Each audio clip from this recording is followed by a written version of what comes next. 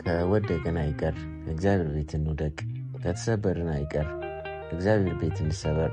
ሸክላ ሰሪው እጅ ላይ ቢሰበር ሰሪው መልሶ አስተካክሎ ይሰራዋልና። በረከት ልታገኝ ስትይ ፈተና ይበዛል። ፈጣሪ ከሰው ያገልሻል። እድሎች ብቅ ማለት ይጀምራሉ። ጠላት ይበዛል። ዓለምን የምታይበት እይታሽ ይለወጣል። መንገድሽን ለእርሱ ስጪ። ታሪክሽን የሚቀይርልሽ ፈጣሪሽ ብቻ ነው። ስለዚህ ነገራቶችሽን በሙሉ ለእርሱ ስጪ። አንቺ የሚገባሽን ካደረግሽ በኋላ እርሱ የሚያስፈልግሽን በሙሉ እንደሚሰጥሽ እመኚ። ያኔ ታሸንፊያለሽ። የዛሬ ሳምንት እንደምትሞቺ ቢነገርሽ አሁን ያስጨነቀሽ ነገር ሁሉ ተራ እንደሆነ ይገባሻል።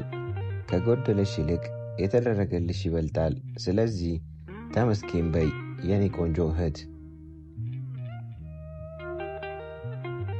እንዳታቆም። ይቺ ዓለም ብዙውን ጊዜ የምትሸልመው ውጤትን እንጂ ጥረትን እንዳልሆነ አስታውስ። ስለዚህ መቼም ቢሆን ሰው አላመሰግነኝም ብለህ ጥረትህን እንዳታቆም። ሰው ሁን። ዳዊት ለሰለሞን ምን እንዳለው ሁላችንም እናስታውሳለን አይደል? ልጄ ሰው ሁን አለው። ሰው ከመሆን በላይ ለእኛ ምን ስጦታ አለ? ሰው የመሆን ትልቁ ትርጉም ደግሞ ማሰብ ነው። ምን እንደምትፈልግ አስብ። ከዛ የምትፈልገውን እንዴት እንደምታገኝ አስብ። በዘፈቀደ መኖር አቁመን ሰው መሆን መጀመር አለብን። ተማር። ከስህተት ተማር። ከመንገድ ተማር። ከድልህም ተማር። እያንዳንዱ የህይወት መንገድ የራሱ የሆነ ስጦታ አለው። ሁላችንም ገና ከእናታችን ሆድ ስንወጣ ሁሉን ጠንቅቀን አላወቅንም። ይልቁንስ በጊዜ ሂደት እያደግን ሄድን እንጂ። በየቀኑ አዲስ ነገርን ለማወቅ ትጋ። ደፋር ማለት የማይፈራ አይደለም፣ ግን ፍርሃቱን ፊት ለፊት የሚጋፈጥ ነው ይለናል ኔልሰን ማንዴላ። ምንም ነገር የሚያስፈራ መሞከር እስክትጀምር ነው። መለወጥ ከፈለክ ግን አሁኑኑ ጀምር። ለእውነተኛ ለውጥ መሰረት የሚጣለው ከስር ነው። መጀመሪያ ያልጠነከረ ነገር በአማረ መልኩ አይፈጸምም። በእያንዳንዱ የምትሰራት ነገር ላይ የማያንገዳግድ መሰረት ጣል። ሳትሰለች ስራበት። ከዚያም ትክክለኛውን ውጤት ታገኝበታለህ። ለምን አንድ ችግር ሲመጣብህ ወደ ሳይሆን በግድህ ትጠነክራለህ? ለምን ግን ያን ችግር ቀን ትጠብቃለህ? ለምን አማራጭ እስክታጣ ድረስ ትጠብቃለህ? ለምን ዛሬ አትጀምርም? ለምን አቅም ባለ ሰዓት የሚገባህን አታደርግም? ቆይ ምንድነው እርሱ የሚያስጨንቅሽ? ከዚያ ስላስጨነቀሽ ነገር ምን መፍትሄ እየሰጠሽ ነው? ወይስ እንዲሁ በመገረምና በሐሳብ ራስሽን እየተጎዳሽለት ነው? ዛሬ ራስሽን እንድትጠይቂ ነው የምፈልገው። እስኪ ፈትሺ። ደስተኛ መሆን ትፈልጊያለሽ? ታዲያ ምን ትጠብቂያለሽ? አመስግኚ ላለሽ ነገር፣ ከዚህ በፊት ለተደረገልሽ፣ ከዚህም በኋላ ገና ለሚኖርሽ ብዙ ነገር አመስግኚ። ህልሞቻችን በሙሉ እውን ይሆናሉ። መቼ? ላለማቆም የወሰንን ቀን። ፈተና በሕይወታችን የሚመጣው አንድም ሊያጠነክረን፣ አንድም በሕይወታችን ምን እንደተማርን ሊፈትሸን ነው። ወደ ኋላ ካለለት ይጥለናል። ከተጋፈጥነው እና ወደ ኋላ ሳንል ካሸነፍነው ግን ይሸልመናል። ጊዜ ጠብቅ ወዳጄ። ፈጣሪ በአንድ ጊዜ ሁሉን ነገር የማይሰጥህ ነገም ማየት እንድትጓጓ ነው። ስለዚህ ጎደለኝ ብላ አታማር። ያንን ጉድለት ለመሙላት ስትል መኖር ብቻውን ትርጉም ይሰጥሃል። የሰው ልጅ ዝቅ ስትልለት ይንቀሃል። ፈጣሪ ግን ስትንበረከክለት ከፍ ያደርግሃል። ለራሳችሁ ስትሉ ጠንካራ ሁኑ። ሕይወት ለደካሞች ፍጹም ቦታ የላትም። ውድ የዚህ ቻናል ቤተሰቦች እስከ መጨረሻው ድረስ ስለተከታተላችሁ ከልብ አመሰግናለሁ። በቀጣይ ቪዲዮ እስክንገናኝ ድረስ ለቻናላችን አዲስ የሆናችሁ ሰብስክራይብ፣ ላይክ፣ ሼር በማድረግ ቤተሰባችንን ተቀላቀሉን። በዚህ የቁም ነገር ቻናል ብዙ ታተርፋላችሁ።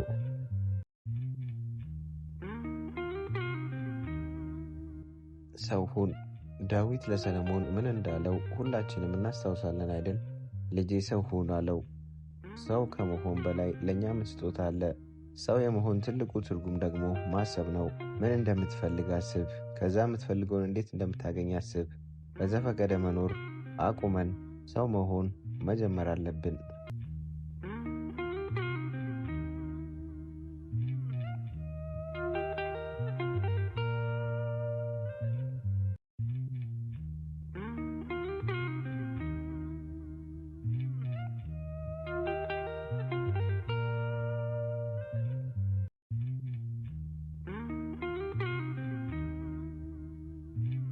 በመጽሐፍ ቅዱስ የመጀመሪያው ነገር ልጄ ሆይ ሰው ሁን ነው። ወንድ ሴት ሳይሆን ሰውነት መሆን ነው የመጀመሪያው። ልክ ራስሽን ሰርተሽ ሲጨርሺ በሌሎች ሐሳብ አትሞይ። ራስሽ በሰራሽው ሐሳብ ብቻ ነው የምትውይው። ዋጋሽን የምትመዝኘው አንቺ ነሽ። ዘርሽ፣ ብሔርሽ፣ ሀብትሽ፣ ሃይማኖትሽ አይደለም። አንቺ ነሽ። ልክ ይዘሽ የምትመጪው ማንነትሽ ነው የሚወስነው። ለራስሽ ዋጋ ስትሰጪ ደግሞ የሰው ዋጋ ይገባሻል። ለማንም ነፃነትሽን አሳልፈሽ አትስጪ። የማንም ሰው ባሪያ አትሁኚ። ለማንም ሰው አትገዢ። ከዛ ነፃነትሽን ጠብቂ። የምትገዢው ሙስሊም ከሆንሽ እስላም ማለት ሰብሚሽን ማለት ነው፣ ለአላህ ተገዢ። ክርስቲያን ከሆንሽ ለእግዚአብሔር ተገዢ።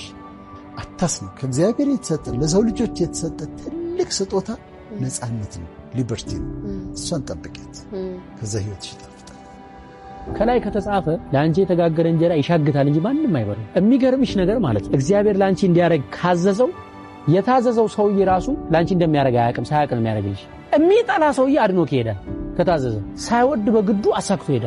የሚገርም ነገር ችግርሽን መድኃኒዓለም ሲፈታው ችግርሽን እንዲፈታ የተላከው ሰውዬው ላያቅ ይችላል ችግር ሊፈታ እንደተላከ። ከላይ ሲታዘዝ እንዲህ ከወደቅን አይቀር እግዚአብሔር ቤት እንውደቅ፣ ከተሰበርን አይቀር እግዚአብሔር ቤት እንሰበር። ሸክላ ሰሪው እጅ ላይ ቢሰበር ሰሪው መልሶ አስተካክሎ ይሰራዋልና። በረከት ልታገኝ ስትይ ፈተና ይበዛል። ፈጣሪ ከሰው ያገልሻል። እድሎች ብቅ ማለት ይጀምራሉ። ጠላት ይበዛል። ዓለምን የምታይበት እይታሽ ይለወጣል። መንገድሽን ለእርሱ ስጪ። ታሪክሽን የሚቀይርልሽ ፈጣሪሽ ብቻ ነው። ስለዚህ ነገራቶችሽን በሙሉ ለእርሱ ስጪ። አንቺ የሚገባሽን ካደረግሽ በኋላ እርሱ የሚያስፈልግሽን በሙሉ እንደሚሰጥሽ እመኚ። ያኔ ታሸንፊያለሽ። የዛሬ ሳምንት እንደምትሞቺ ቢነገርሽ አሁን ያስጨነቀሽ ነገር ሁሉ ተራ እንደሆነ ይገባሻል። ከጎደለሽ ይልቅ የተደረገልሽ ይበልጣል። ስለዚህ ተመስገን በይ የኔ ቆንጆ እህት። እንዳታቆም። ይቺ ዓለም ብዙውን ጊዜ የምትሸልመው ውጤትን እንጂ ጥረትን እንዳልሆነ አስታውስ። ስለዚህ መቼም ቢሆን ሰው አላመሰግነኝም ብለህ ጥረትህን እንዳታቆም። ሰው ሁን። ዳዊት ለሰለሞን ምን እንዳለው ሁላችንም እናስታውሳለን አይደል? ልጄ ሰው ሁን አለው። ሰው ከመሆን በላይ ለእኛ ምን ስጦታ አለ? ሰው የመሆን ትልቁ ትርጉም ደግሞ ማሰብ ነው። ምን እንደምትፈልግ አስብ። ከዛ የምትፈልገውን እንዴት እንደምታገኝ አስብ። በዘፈቀደ መኖር አቁመን ሰው መሆን መጀመር አለብን። ተማር።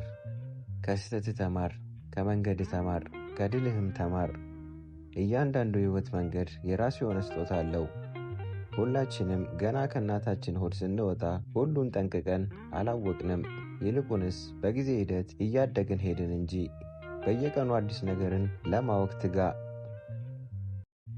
ደፋር ማለት የማይፈራ አይደለም፣ ግን ፍርሃቱን ፊት ለፊት የሚጋፈጥ ነው ይለናል ኔልሰን ማንዴላ። ምንም ነገር የሚያስፈራ መሞከር እስክትጀምር ነው። መለወጥ ከፈለክ ግን አሁኑኑ ጀምር። ለእውነተኛ ለውጥ መሰረት የሚጣለው ከስር ነው። መጀመሪያ ያልጠነከረ ነገር በአማረ መልኩ አይፈጸምም። በእያንዳንዱ የምትሰራት ነገር ላይ የማያንገዳግድ መሰረት ጣል። ሳትሰለች ስራበት፣ ከዚያም ትክክለኛውን ውጤት ታገኝበታለህ። ለምን? አንድ ችግር ሲመጣብህ ወደ ሳይሆን በግድ ትጠነክራለህ።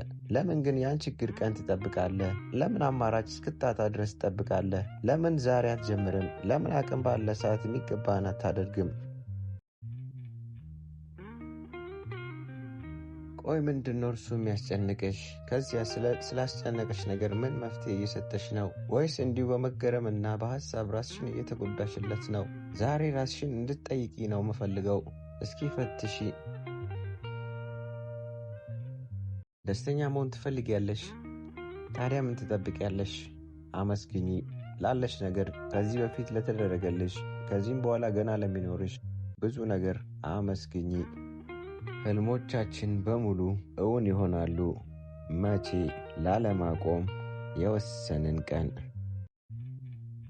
ፈተና በሕይወታችን የሚመጣው አንድም ሊያጠነክረን፣ አንድም በሕይወታችን ምን እንደተማርን ሊፈትሸን ነው። ወደ ኋላ ካልንለት ይጥለናል። ከተጋፈጥነው እና ወደ ኋላ ሳንል ካሸነፍነው ግን ይሸልመናል። ጊዜ ጠብቅ ወዳጄ። ፈጣሪ በአንድ ጊዜ ሁሉንም ነገር የማይሰጥህ ነገም ማየት እንድትጓጓ ነው። ስለዚህ ጎደለኝ ብለህ አታማር። ያንን ጉድለት ለመሙላት ስትል መኖር ብቻውን ትርጉም ይሰጥሃል።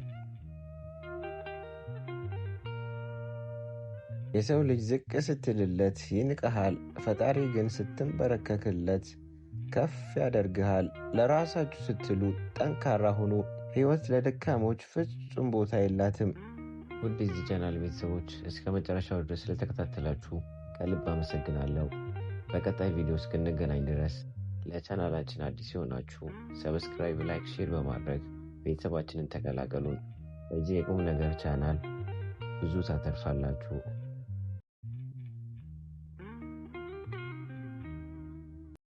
ሕይወት የምታስተምረን በጣም ውብ የሆነ ትምህርት አለ።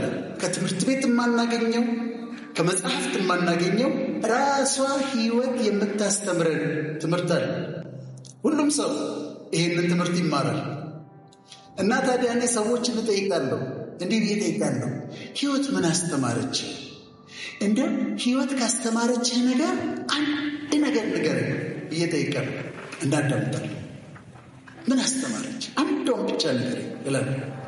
አንድ ጊዜ አንድ ዘመዴን ጠየቅኩት፣ ትልቅ ሰው ነው እና እስቲ ሕይወት ካስተማረች ነገር አንድ ነገር ብቻ አስተምረኝ ንገረኝ አልኩት።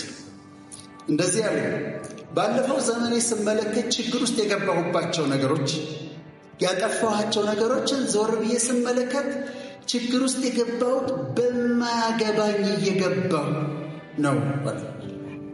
በማይመለከተኝ ጉዳይ አስተያየት እየሰጠሁ ነው።